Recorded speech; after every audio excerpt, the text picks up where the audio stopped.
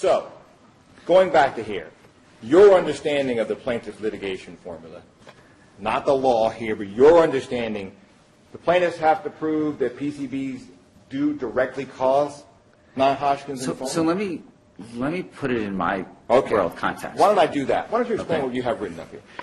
So what I care about is being able to say to a patient, PCBs cause your lymphoma.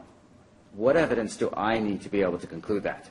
Okay? So first of all, I want the PCBs cause lymphoma in anyone, highly exposed, low exposed, whatever. Okay? Then secondly, what type of testing do I need to do in my patient to be able to say, yes, this PCB exposure's caused your lymphoma? Okay?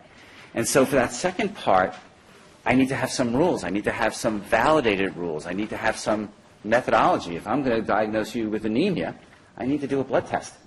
And I need to have a reliable blood test, not some crazy thing like when we did in medical school where we take someone's blood and spit it in a centrifuge to figure out whether they were anemic or not. So you have to have a valid way of making that diagnosis of quote-unquote PCB-related lymphoma. Okay. Now, I want you to assume that Dr. Schiff testified as follows, okay? That this was the formula he was referring to. Have you ever heard of this formula outside of litigation? No.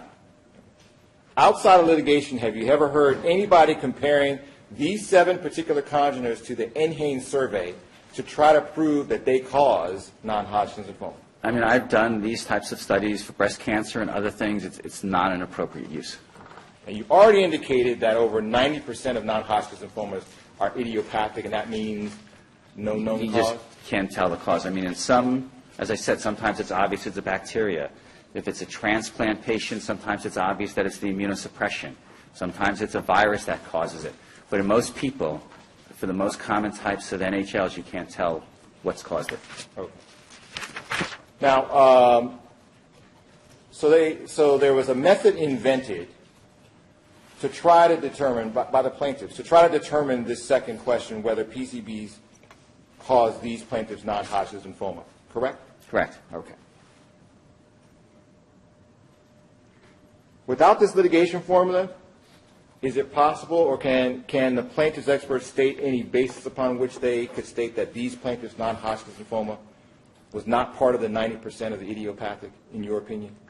No. I mean, even if you wrongly interpreted the literature for NHL and PCBs in the general population studies and concluded that they showed causation, you still got to get it to the individual, okay? And you need to have some validated way of showing that you can extrapolate or use the results from the epidemiology to an individual. All right. Now, do you know, sir, from your reading, who selected these 7 congeners? Sure. It was originally invented by Shira Kramer, who's an epidemiologist who's not part of this proceeding, as I understand.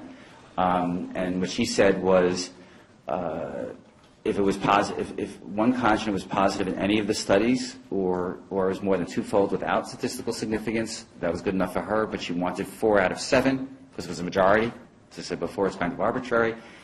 And then that was changed by Dr. Zahm, who was at the NCI and is back at the NCI, and she changed it to any 1. So, again, just an arbitrary change.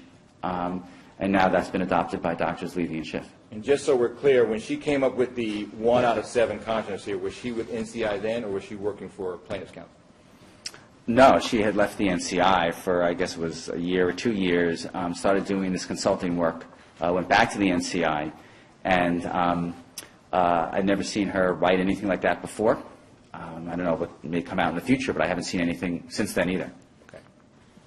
All right. So this is what we're talking about, right here. This is the 7 congener choices that you just told us about? Yes. Okay. All right. So, in your opinion, again, I asked you, have you seen this anywhere else? No. Okay. Do you know who paid for this particular formula? Yes, it was paid as a part of a courtroom proceeding.